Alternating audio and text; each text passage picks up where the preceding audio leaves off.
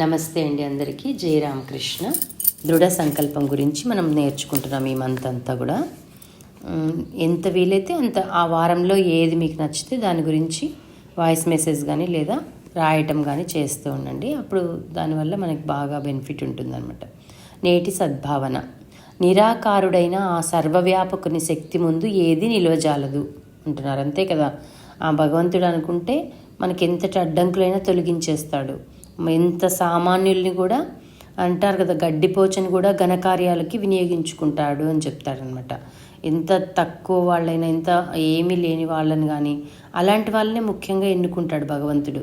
అన్నీ వాళ్ళకి సమకూర్చిపెట్టి, అంటే మనకు నిజంగా అంత భక్తి ఉంటే మాత్రము ఎన్నుకొని మన ద్వారా ఘనకార్యాలు నిర్వర్తించుకుంటాడనమాట. అది మనం అర్థం చేసుకోవాల్సింది. కాబట్టి నిరాకారుడైన ఆ సర్వవ్యాపకుని శక్తి ముందు ఏది నిలవజాలదు. కాబట్టి ఆ శక్తిని నమ్ముకుంటే సరిపోతుంది మనం, అంతే కదా. ఇంకా బయట ప్రపంచం మీద ఆధారపడకుండా ఆ భగవంతుని యొక్క శక్తిని మాత్రమే మనం నమ్ముకుని ముందుకు వెళ్తూ ఉంటే మనకి ఎన్ని అడ్డంకులు వచ్చినా మనల్ని ఎవ్వరు కూడా ఏమీ చేయలేరనమాట. ఆయనే అన్ని తొలగించేస్తూ ఉంటాడు. పాఠం. జీవన గమనాన్ని శృతిబద్ధంగా ఒక లయతో సాగించినప్పుడు ఏ ఆటంకాలు దరిచేరవు.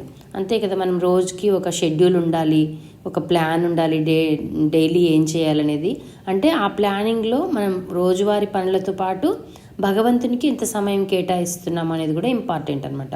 అట్లా మనం ప్లాన్ చేసుకుని ముందుకు వెళ్తూ ఉంటే మనకి ఏ ఆటంకాలు దరిచేరవు అంటారు. ఎప్పుడైతే మనకు షెడ్యూల్ లేకుండా జిగ్జాగ్గా ఏది పడితే అది చేస్తూ ఎలా పడితే అలా ఉంటూ ఉన్నామనుకోండి, అప్పుడే మనము ఏదైనా డిప్రెషన్కి వెళ్ళడము, యాంగ్జైటీ సమస్యలు, ఇక రకరకాల నెగిటివ్ థింకింగ్లు అవన్నీ కూడా వచ్చేస్తూ ఉంటాయి అన్నమాట. కాబట్టి చాలా జాగ్రత్తగా మనము డే టు డే లైఫ్ని ప్లాన్ చేసుకోవాలి. మార్నింగ్ లేవగానే కొంచెం ఒక అరగంట 10 నిమిషాలు, కనీసం 5 నిమిషాలు ఒక మంచి పుస్తకాన్ని చదవడము, ఆ భావాల్ని మన లోపలికి తీసుకోవటము, ఇట్లా మెల్లమెల్లగా మనం మన డేని షెడ్యూల్ చేసుకుంటూ రావాలి. ఈ బ్రహ్మకుమారిస్ వాళ్ళు ఎలా చెప్తారంటే, ప్రతి గంటకి మిమ్మల్ని మీరు రీఛార్జ్ చేసుకోండి అని చెప్తారనమాట. ప్రతి గంటకి మనం చేస్తున్న పనిని ఆపేసి ఒక్క 2 నిమిషాలు మన కోసం ప్రేయర్ చేసుకొని మళ్ళీ నెక్స్ట్ పనిలోకి వెళ్ళండి అని చెప్తారు. అప్పుడు మనం ఏం చేయొచ్చు, ఈ డైలీ పోస్ట్ చేస్తున్నాం కదా, అప్పుడప్పుడు ఈ మధ్య నేను చేయలేదు వీలు కాక, సో వాటిని చదువుకుంటూ అందులో ఉన్న భావాన్ని గ్రహిస్తూ అట్లా కూడా మనం రీఛార్జ్ అవ్వచ్చు అనమాట. కాబట్టి జీవన గమనాన్ని శృతిబద్ధంగా ఒక లయతో సాగించినప్పుడు ఏ ఆటంకాలు దరిచేరవు. ఆ సర్వాంతర్యామి శక్తి ముందు ఏ అవాంతరము నిలవలేదు. అంతే కదా, ఆయన శక్తి ముందు ఏది కూడా నిలవలేదు, మనల్ని కాపాడేస్తాడనమాట ఆయన.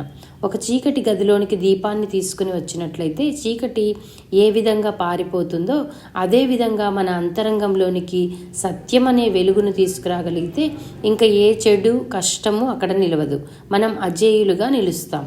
కాబట్టి మనం ఫస్ట్ మన హృదయంలోకి భగవంతుణ్ణి ఆవాహన చేసుకోవాలన్నమాట. మనం పూజ చేసేటప్పుడు కూడా ఆవాహన చేస్తామంటాం కదా. ఆవాహన చేసుకోవడం అంటే ఇప్పుడు కాశీలో ఉండే, నిన్న మనము అభిషేకం చేసేటప్పుడు ఎలా ఆవాహన చేయొచ్చు, కాశీలో ఉండే శివలింగాన్ని ఇక్కడికి తెచ్చిపెట్టుకున్నాము అని మనం అనుకోవచ్చు. ఎక్కడైనా సరే అరుణాచలంలో ఉండే శివుడు నా ఇంట్లో ఉన్న శివలింగంలో కొలువై ఉన్నాడు అని అనుకోవచ్చు.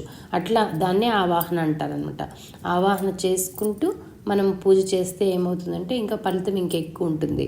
ఆ ఆవాహన చేసేటప్పుడు బాగా మనం ఆవాహన చేసిన తర్వాత అక్కడ ఉన్న ఆ శివలింగంలో అయితేనేమి ఆ భగవంతుడిలో ఆ శక్తి ఉంది అని నమ్మాలి. ఆ శక్తి మన ఇల్లంతా కూడా మన అందరిలోకి కూడా వ్యాపించింది, మన ఫ్యామిలీ మెంబర్స్లోకి అని అనుకోవాలన్నమాట. అట్లా చేస్తూ ఉంటే మన పూజకి కొంచెం మంచి ఫలితం ఉంటుందన్నమాట. కాబట్టి ఆ సత్యాన్ని మనం ముందుగా మనలోకి ఆహ్వానించుకోగలగాలి. అప్పుడైతే మనల్ని ఏ చెడు రాదు, వచ్చినా కూడా వెళ్ళిపోతూ ఉంటాయి అన్నమాట. అవి కష్టం కూడా అక్కడ ఎక్కువసేపు నిలవదు, మనం అజేయులుగా నిలుస్తామంటే మనం నిరంతరం విజయాలనే చవి చూస్తూ ఉంటాం అన్నమాట. ప్రార్థన. ఎవరి కృపాశిస్సులు సదా నాపై వర్షిస్తున్నాయో, ఎవరి దివ్య ఉనికిచే నాలో చైతన్యం జాగృతమైనదో అతని పట్ల నా హృదయం నిష్కపట స్వభావంతో సరళంగా ఉండుగాక అంటున్నారు. అంటే మనందరి మీద దయ ఉండబట్టే మనం ఈరోజు సత్సంగం చెప్పుకుంటున్నాము, మనకి ఈరోజు ఇంతమంది అటెండ్ అవుతున్నారు అంటే మన మీద భగవంతుడు అనుగ్రహం కురిసింది ఈరోజు అని అనుకోవాలన్నమాట. అందుకని మనము వినగలుగుతున్నాము, అందుకని నేను చెప్పగలుగుతున్నాను. లేకపోతే అది మన వల్ల కాదు, ఇవన్నీ కూడా ఆయన యొక్క ఆశీస్సులు మన మీద కురుస్తున్నాయని. సో కాబట్టి అట్లా ఆయన ఎప్పుడైతే నా మీద ఆశీస్సులు కురిపిస్తున్నాయో అతని పట్ల నా హృదయంలో ప్రతి ఒక్కటి మంచి భావమే ఉండేటట్లు చేయి తండ్రి అని మొక్కుంటున్నాం అనమాట. కాబట్టి నిస్వార్థంగా అతని ప్రేమను నేను ఆపేక్షించదను కాక. కాబట్టి మనం ఎప్పుడు భగవంతుని అప్రోచ్ అయ్యేది కోరికలతోనే అప్రోచ్ అవుతుంటాం కదా. ఎప్పుడు చెప్పుకుంటూనే ఉంటాం, మనకి ఏదో ఇంట్లో పిల్లల పెళ్లి సమస్యో, లేకపోతే ఉద్యోగం సమస్యో, ఆరోగ్యం సమస్యో, ఏదో ఒక సమస్యతో మనం ఉంటాం. ఆ సమస్య ఉన్నప్పటికీ నువ్వు సమస్యతో అప్రోచ్ అవ్వకూడదు. ఆ సమస్య కోసం నేను అభిషేకం చేస్తున్నాను అని అనుకోకూడదు అనమాట. నువ్వు దేవుని మీద ప్రేమతో, శివుడి మీద ప్రేమతో, ఆయన అభిషేక ప్రియుడు కాబట్టి నేను ఆయనకి ప్రీతి కలిగించటానికి నేను ఈ పూజ చేస్తున్నాను అని అనుకోవాలి అని చెప్తారనమాట. కాబట్టి నిస్వార్థంగా నేను ఆయన ప్రేమని అందుకుంటాను, అలా నేను తయారవుతాను అని అంటున్నారు. కాబట్టి ఎప్పుడైతే పూజలో నిస్వార్థత అనేది పెరిగిందో భగవంతునికి బాగా దగ్గరైపోయి భగవంతుని బిడ్డలం అయిపోతాము. ఆయన చేతిలో పరికరాలుగా ఆయనే శక్తినిచ్చి మార్చుకుంటాడనమాట. కాబట్టి అతని శాంతి వీక్షణాలు నాపై సదా ప్రసరించుగాక. కాబట్టి భగవంతుని యొక్క ఆ కృప నా మీద వర్షించుగాక అని ఈరోజు ప్రార్థనలో మనం ఉంది. ఏం టేక్అవే పాయింట్ తీసుకొచ్చుకోవాలి మనము అనుకోవాలి అంటే, సో ఎప్పుడు కూడా మనం భగవంతుని యొక్క శక్తిలో ఆ శక్తిని మన హృదయంలోకి తీసుకోవటానికి ప్రయత్నం చేయాలి. ఆయన్ని నిస్వార్థంగా ప్రేమించాలి. నిస్వార్థంగా ఆయన్ని పూజ చేయడం కానీ ఏదైనా నిస్వార్థంగా చేయాలనేది ప్రార్థనలో ఉన్నటువంటి పాయింట్ అనమాట. అది ఫిబ్రవరి 20th వచ్చినటువంటి నేటి సద్భావన పాఠము ప్రార్థన.